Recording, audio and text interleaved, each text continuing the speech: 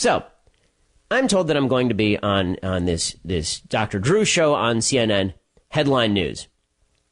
And I ask who's going to be on the panel, because I always ask when I go into hostile territory, and CNN certainly qualifies for that. And they tell me there will be 6 other panelists. And I say, okay, fine. You know, that's fine with me. 1 on 6 makes it almost fair for them. So that's okay. We can do that. And I look at the list on the panel, and I look up everybody's bio, and they're all media figures. And one person happens to be a transgender woman, a man who transitioned over to being a female, if such a thing made any sort of sense. And and they put 3 chairs kind of off stage, facing the stage. And in those chairs, they put a black dude and this transgender woman and me. And they seat the 2 of us next to each other, the transgender woman and me, Zoey and me. And, of course, I knew immediately that they're trying to spark something to happen by seating us next to each other. But that is not my interest. When I go on these shows, all I want to do is say my piece. I really have no interest in doing anything other than saying my piece. And as anybody who has ever seen me on TV understands, my typical goal when I'm talking with folks on the left is to have a calm and rational discussion, which almost never happens because the left is patently incapable of calm and rational discussion, as was eminently proved on the show last night, which was intensely wild. So the show begins, and they start with the Caitlyn Jenner issue. And Dr. Drew turns to me, and he asks me if Caitlyn Jenner deserved the award. And here's what I said. Man, does she deserve this award? For what? For courageously coming forward, for having been an athlete of great prowess, and now fighting a new battle. What exactly is the battle? I mean, self-definition is what you do, and my baby's doing it at 18 months old. I wasn't aware that you get a medal for it. And after I say this, and Dr. Drew sort of moves on to the rest of the panel, and everybody is sort of talking about the brilliance and wonder of Caitlyn Jenner. One of the people on the panel, the black guy, he says something about how Caitlyn Jenner is how Caitlyn Jenner does not deserve the award because Caitlyn Jenner is a rich white woman from the hills, which seems odd because Caitlyn Jenner is a rich white man from the hills. And it always is weird to me when you have people who are willfully deluding themselves about things like, is Caitlyn Jenner a man? Okay, if you don't think Caitlyn Jenner is a man, then I dare you to date somebody who is exactly like Caitlyn Jenner as a straight male. If you think that Caitlyn Jenner is actually a woman, then I hope that you are perfectly willing to engage in sexual activity with someone who still has all of the male apparatus.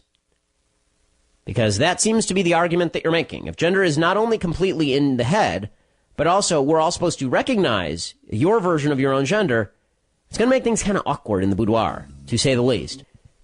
And all the time I'm sitting there thinking, this is a mental hospital. This is crazy. Caitlyn Jenner is a man. Caitlyn Jenner is genetically a man, biologically a man, has the genitals of a man, has the brain structures of a man. Caitlyn Jenner is a man. And we're all sitting here pretending Caitlyn Jenner is not a man. Why? Well, because it's politically correct to do so. So humoring the delusional is now not just politically correct, you will be punished if you do not. So all of this is going on. And finally, I break in. I say, why exactly are we mainstreaming delusion? And that's pretty much when everybody decides to go hyena. Being brave is being yourself. And being transgender is about the bravest thing you can do. Did she deserve the award? 65? Yes. Why are we mainstreaming delusion? It's not delusion. Why would you call it delusion? Because Caitlyn Jenner, I'll call him Caitlyn Jenner. No, it's her. You're not being polite to the pronouns. Because disrespectful. Okay, hold on. Polite to the pronouns. I'll stop it there for 1 second. Polite to the pronouns. First of all, you can't be polite to words. Words are inanimate, gang. But this is the level of discourse that some of the panelists were engaged in. It's not polite to the pronouns. Okay, first of all, even if pronouns had feelings, I think that pronouns would probably want you to use their dictionary definition. For example, when I say chicken, I don't mean dog. I mean, fascinating, right? When I say about a noun, right? When I say chicken, I don't actually mean dog or cow or monkey. I actually mean like the animal known as a chicken, by all humanity known as a chicken. When I say he, I don't mean a woman who thinks she's a man. I don't mean a woman who had an appendage sewn onto her. I don't mean a woman who cut out her breasts. I mean a man. He.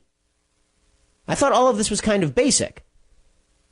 But the left's perversion has gone so far that it's not even basic anymore. So it's disrespect. So let me get this right. I am disrespecting the pronouns by using the definition of the pronouns.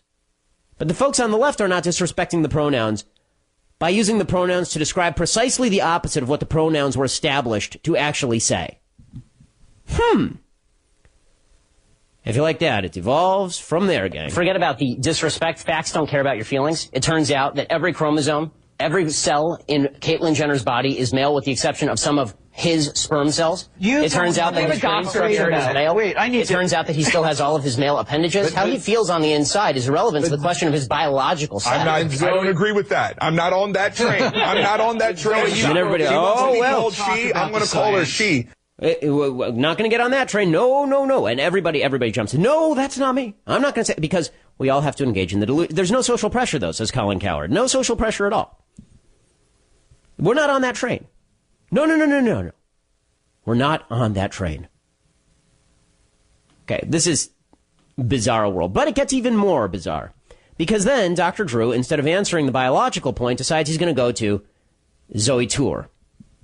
He goes to Zoey Tour, and Zoey, who used to be Mike, and is a man, who has had the transgender surgery, so inverted his genitalia and removed some of them, and has had hormone treatments, and all the rest of it, he goes to Zoey Tour. And that's when it starts to go off the rails, because instead of arguing the biology, instead of talking about the points that I was making, Zoey Tour decides to get insulting. So you don't know what you're talking about. You're not educated on genetics. Would you like to discuss the genetics? No. What are your genetics? So I'd stay away from the genetics and back to the brain scans. You cut that out now, or you'll go home in an ambulance. Okay, so here's what's happening on the tape, in case you can't see it. Okay, so he says that I don't know the genetics, and I say, can we discuss the genetics? And Dr. Drew says, let's just discuss the brain scans. And I say to Zoey Tour, who's called me ignorant, I say, what are your genetics, sir? Now, what pissed him off, apparently, is the use of the word sir, because now I'm saying that he's a male. Mainly I'm saying this because he's a male. You know, like in objective reality, how he's a dude. I'm saying that not because I mean for it to be insulting. There are other males on the panel. I am a male. I had never been aware of the fact that to name a male was insulting. It is not an ethnic slur. It is not some sort of degrading thing. In fact, I call all males sir. Particularly when I disagree, I call them sir. And as Mike Tour, who has now renamed himself Zoey Tour, is a man, I called him sir. But this was too much. And so Zoey Tour, because I'm not engaging in the delusion together. See, it's not just enough to tolerate, folks. You must accept and celebrate. Zoey Tour turns to me, grabs me by the back of the neck with his left hand, grabs me by the back of the neck, pulls me toward him, and then threatens to put me in an ambulance. And all this time, nobody on the set's doing a damn thing, right? No, nobody's doing anything. Everybody's just sitting there watching this. And, I mean, honestly, I'm taken aback because this is not normal behavior, okay? This has never happened to me before. Certainly not on national television. It's not normal behavior when you're in a conversation with someone for that person to threaten you with bodily harm while grabbing you. That's called battery. And in this case, it's likely assault and battery, since he was also threatening further bodily harm. And as I'll explain, that wasn't the only threat of the evening from Zoey Tour, nor was it the only threat of the next 24 hours from Zoey Tour. Clearly a mentally stable woman. By the way, this is how all women react. When women are deeply upset about something, I have 3 younger sisters, I have a wife, I have a mother, I have a daughter. When women react to things, I know that typically what they do is they threaten you with physical bodily harm. That's not male at all. No. That's a deeply feminine aspect. You know, later, I was talking to my mother, an actual female, and she had seen this, and she said, at that point, you should have said, you're not acting very ladylike. It did not occur to me to say that at the time, mainly because I was so taken aback by the whole situation that I was just kind of shocked.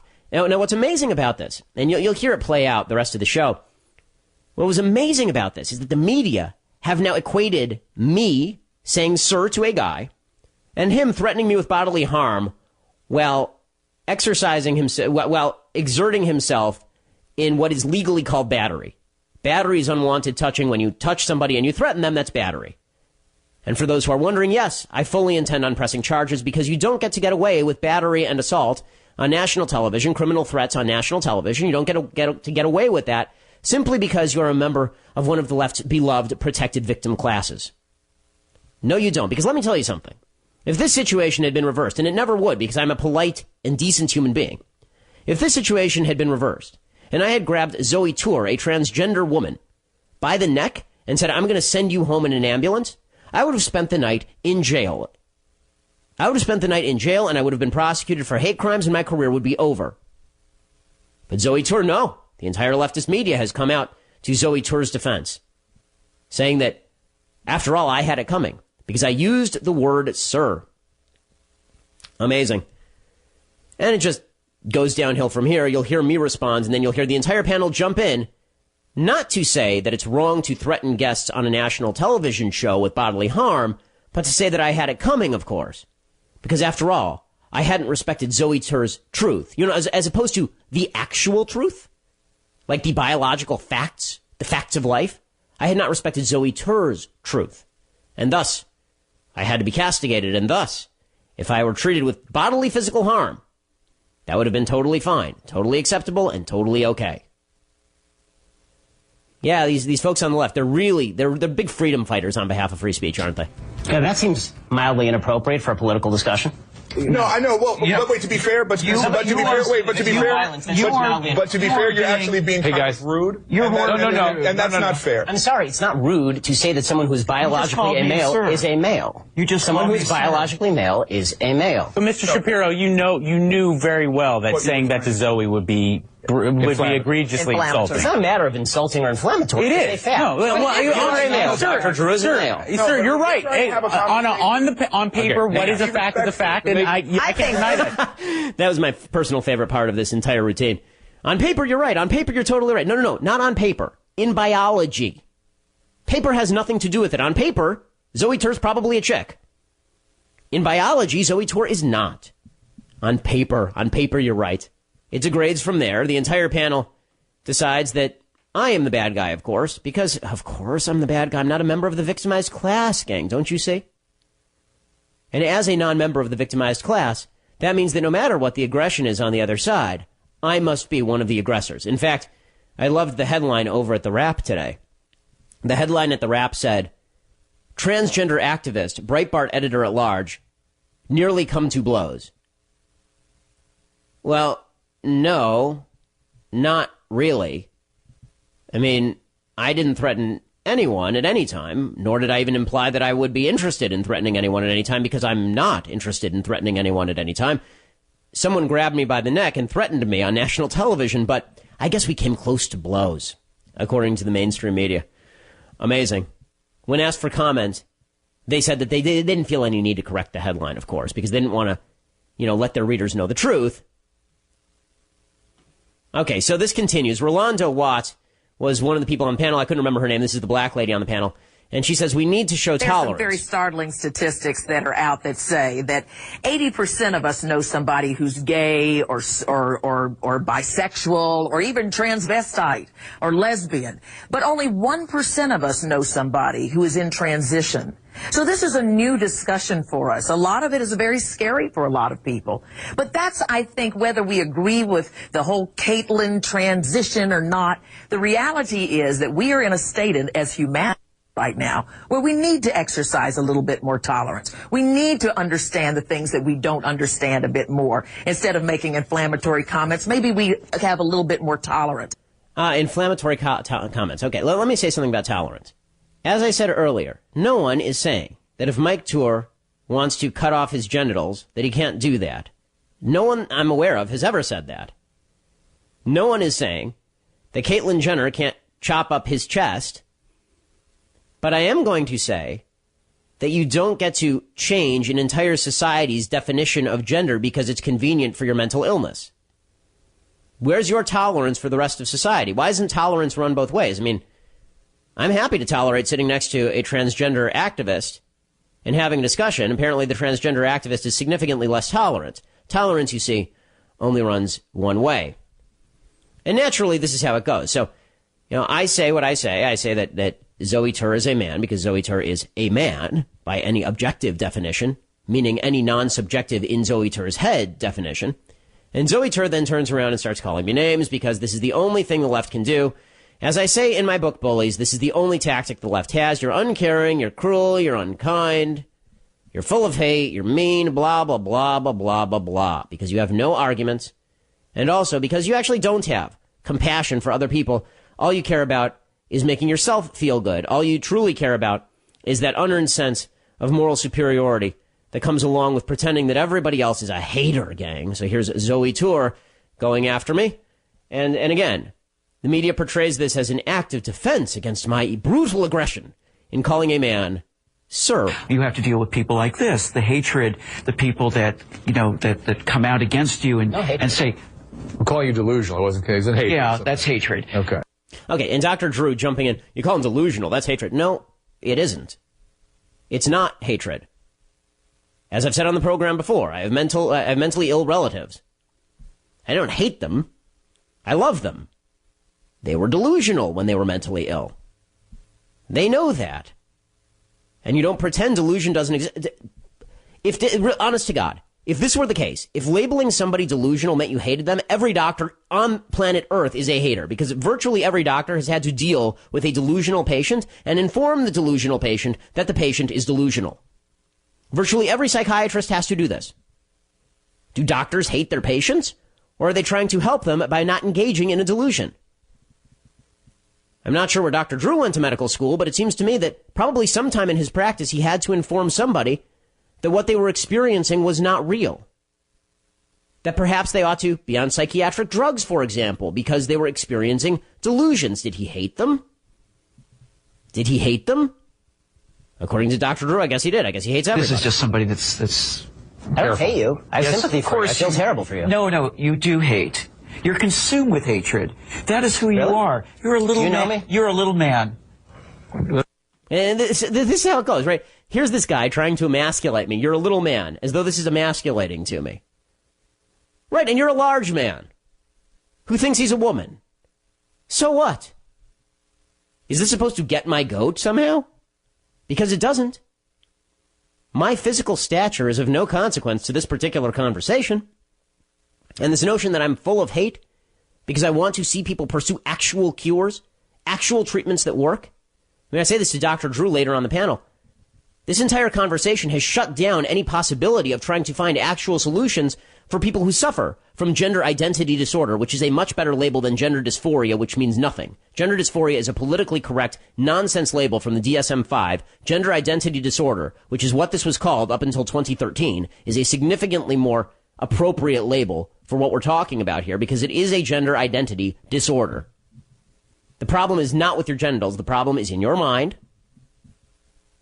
But, Zoey Tur just calls me names, and according to the left, this constitutes just a brilliant defense. Yeah, actually, I do. Let's stick to the topic. Let's not these first. But, that's okay. He can be whatever he wants. But the point is... Right. That's what this is all about, isn't it? It is. Isn't that what this is all about? Let's all come together. He can be whatever he wants. Well, no. That's not what you were saying 5 seconds ago when you were threatening to beat me up. It's not what he would say 5 seconds later either, when I'll fast forward a little bit. When Zoey Tur, after both segments were over, there were 2 segments. During the break, no one would look at me, right? Because I had said the unsayable. I had said that a man is a man. Ooh, cruel, inhumane, brutal. I had said a man is a man. That means no one can look at you. And one of the other panelists, the black fellow who is sitting next to you, Zoey Tur, turns to Zoey Tur and says, well, I'm sure he felt the same way about black people in the 1930s. And I actually stopped him and I said, what are you talking about? Why would you possibly say that? What a nasty and cruel thing to say. Of course, he ignored that because this is what the left does. Remember, if you're part of the victimizing class, it doesn't matter what you say or what you do or what truths you are spouting. All that matters is you are the victimizer, no matter even if you are the victim in a particular setting. So during the break, the producers are all hovering around Zoey Tur. Are you okay? Are you okay? Can we move your seat? One of the producers kind of sidles up to me and says, are you okay? I say, yeah, I'm fine. I'm all right. And the next segment begins. Okay, so the segment ends. Fast forward, the segment ends. And Zoey Tour turns to me as he is leaving the set, because I have a couple of more segments on Donald Trump. Zoey Tour turns to me as he's leaving the set. And Zoey Tour says, "I'll see you in the parking lot." And I said, "No, you won't." And Zoey Tour leaves. Now, after all the segments are over, I go outside. The producers are all kind of, one of the guests, who shall remain nameless, sidles up to me and says, "You know, you were right." I said, "Yeah, I know I was right." And she's whispering, "I know, you were kind of right there." I said, "Yeah, no, I know. I'm aware." One of the producers comes out from backstage, whispers, "You know, you were kind of right there." I said, "Yeah, I know." But everybody has to whisper it, because if you say it out loud, ooh, you never know what ramifications that could carry. So the producers say, "Are you okay?" And I said, "Yeah, I'm fine. I'm okay." And they say, "Well," I said, he did say, you heard him. He said it pretty loudly. Other people heard. He said that he was going to meet me in the parking lot. Do we know that he's left? Not because I'm particularly afraid of this particular human being. Even if he happens to be a very macho man, I've a fair bit of foot speed. So if worst came to worst, I could always flee using my bravery.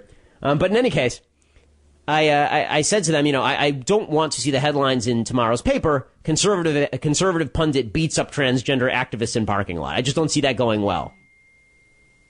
So can you please check that he's left? So they check the key cards and they say he's left, and then they have security escort me out to my car because they say, I was fine with the key card check. They said, "We'll have security escort you out to your car just in case." So they have security escort me out to my car because this is how the tolerant left operates, folks.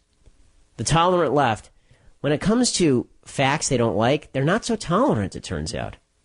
Speaking of which, this whole debate continues, and after Zoey Tour calls me a little man, which, by the way, I'm not sure why that's supposed to be an insult. Zoey Tour, by the way, would later go on Twitter and threaten to curb stomp me, which, for people who don't know what that is, curb stomping is where you force someone. If you've ever seen American History X, somebody does this in the movie. It's horrifying. It's where you force somebody to place their open mouth on a curb. You bite the corner of a cement street curb, and then the assailant stomps on your head. So Zoey Tour threatened to do that on Twitter. And what was the justification? I love this. Zoey Tour tweets out, quote, somebody tweeted out to Zoey Tour, "Transgendered people shouldn't be threatened with violence." I agree, which is why no one did that. But those who disagree with their views should be. And that was a sarcastic tweet from somebody. And Zoey Tour writes back, "Being called sir and mentally ill is violence." So you see, if you're called sir, that is the equivalent of grabbing somebody by the neck, threatening to put them in an ambulance, and then later on Twitter threatening to curb stomp them. These are all equivalent. And the media buys into this. The media love it. The media, it's all the same. They're both bad. Moral equivalent. Cycle of violence. You see, folks, if you refuse to buy into the delusion, what you really deserve is to be physically pummeled. Zoey Tour finishes up his little routine. Yes, it is. But there's ramifications for hate speech. But the point is that... Ramifications? Let me finish. Go ahead, finish, sorry. Little boy. Zoey. Okay. Zoey. So, I'm sorry. It's all everybody. Come on. Let's keep the conversation civil. Everybody? What is this everybody routine? And suddenly the emotions kick in, and Samantha Shacker, who is one of the people who is on the regular Dr. Drew panel, she jumps in and precisely and goes immediately insane. It sounds like this. And at the end of the day, can you look at the fact that more than 50% of transgender youth attempt suicide because of discrimination, because of shame? Does that try to alter the way that how you should project your thoughts? What if they're watching right now? What if there's a teen out watching right now that is struggling with who they are, living their truth? Let's talk about some of the biological facts for 1 second. No, I want you to answer me. What would you say to a teen right now that really believes 100%? Allow me to answer your question. I'm full of emotion right now because people die. I've noticed. Clearly, it doesn't bother you because you're sitting there stone-faced and cold-hearted. Of course it bothers me when people commit suicide, which is one of the reasons I don't believe that transgender surgery is the solution, considering that the suicide rate after transgender surgery is precisely the same as the suicide rate before transgender Yeah, because then technically they're not passing, and then they're open for more discrimination. Okay. The transgender suicide rate is approximately 0.8 in every 100. The only comparable suicide rate in human history of which I am aware is Jews living under Austrian and German rule during World War II. To liken the treatment of transgenders in the United States or the Western world to Jews living under Nazi... No, I'm actually comparing apples to apples in terms of the suicide rate. But logic did not triumph, folks. The argument that I'm making there is incredibly simple, right? The argument that I'm making there is you say society causes transgender suicide rates to be that high. First of all, it's not 50%. It's 0.8 in every 100 transgenders try to commit suicide on an annual basis. Over the course of life, supposedly 41% of transgender people will attempt suicide at some point. The left says this is all because people are mean and say he instead of she. So if Zoey Tour goes home tonight and kills himself, then that would be my fault for saying, sir, that would have nothing to do with the mental illness that caused Zoey Tour to cut off his own genitalia. Astonishing. And so the point that I'm making is, well, if you're going to blame it on society, if you're going to suggest that society is responsible for all of this, then wouldn't you also have to suggest that the societal treatment of transgenders is the same as the Nazi treatment of Jews? Because that's the only comparable suicide rate in human history. Slaves in America in the 1840s didn't have this kind of suicide rate. So are you really claiming that transgenders are treated worse by society than slaves were? Or just about the same as Jews were in Nazi Germany after the beginning of World War II? Is that what you're claiming? Because in order to say that transgender folks are completely normal, mentally speaking, there's no mental illness whatsoever, and their mental illness has nothing to do with their suicide rate, you have to blame it on society. And the only times in human history that we have seen a society cause high suicide rates is when the treatment is as bad as the Nazis toward the Jews. So, really? But logic, again, would not triumph because, of course, truth is hating now. Facts are hating. And so the entire panel goes ballistic, of course, and they say that I have to stop hating, stop hating, stop hating, stop hating, stop hating. By the way, this guy's going to assault you in the parking lot. And stop hating, tolerate. It's not, I'm happy to tolerate. Whatever people want to do is what they want to do. But the idea that the surgery itself is something to be glorified, to be rebels in the mental illness. I think if you can bring up the difficulty that Jewish people have faced because of hatred, then why can't you, as a human, as Dr. Maya Angelou would say, that I am human, so therefore nothing human can be alien to me. Oh, you mean Maya Angelou, the same lady who said that she hoped that there would be white kids shot by cops? That Maya Angelou? Why can't you take that position and understand based upon your history? I don't hate anybody who has a mental illness and is trying to figure out how to fix that. Well, there might have been people who said... I'm not going to liken the treatments of Jews under Nazis. No, I think anytime a life is in trouble, we're all in trouble. We're all in trouble. The reason I brought that up is as a comparison of the treatments of the two and saying that the suicide rate is similar. So therefore, if the circumstances of the two are different...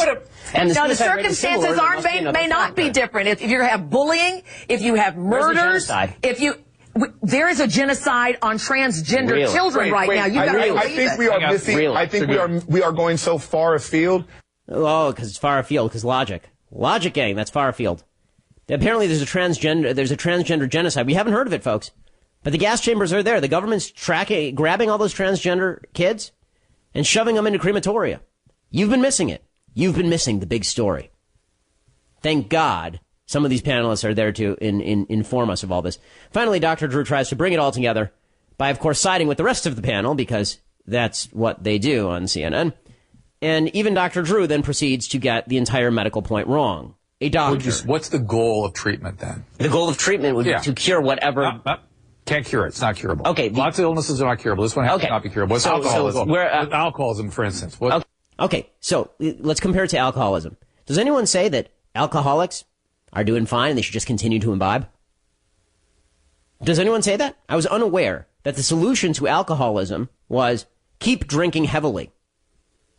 I was always under the impression that the first solution to alcoholism was to admit you have a problem. But then Dr. Drew continues along these lines, digging himself in a hole that he can't get out of. So the goal would be to allow people to live with it in an appropriate way. To flourish, right? To flourish. Not to require them to assign to one gender or another, but to flourish. Right. Without imposing on the rest of society a necessity for fictionalized thinking. Okay, because that actually is a cost to society. I'm sorry, but my grandfather was bipolar, okay? Yeah. And he thought that the radio was talking to him. Yeah. They put him in a mental hospital. They did not tell him the radio was talking to him to allow him to live a better life. They put him into a mental hospital, and then they gave him lithium, which allowed him to live a better life. Looking for better solutions than transgender surgery would be a better solution than pretending that transgender surgery is the cure. People are looking for treatments all the time. This has been the one. This is stopping the look. No, it really isn't. Yeah, it absolutely is. Yes, it absolutely is.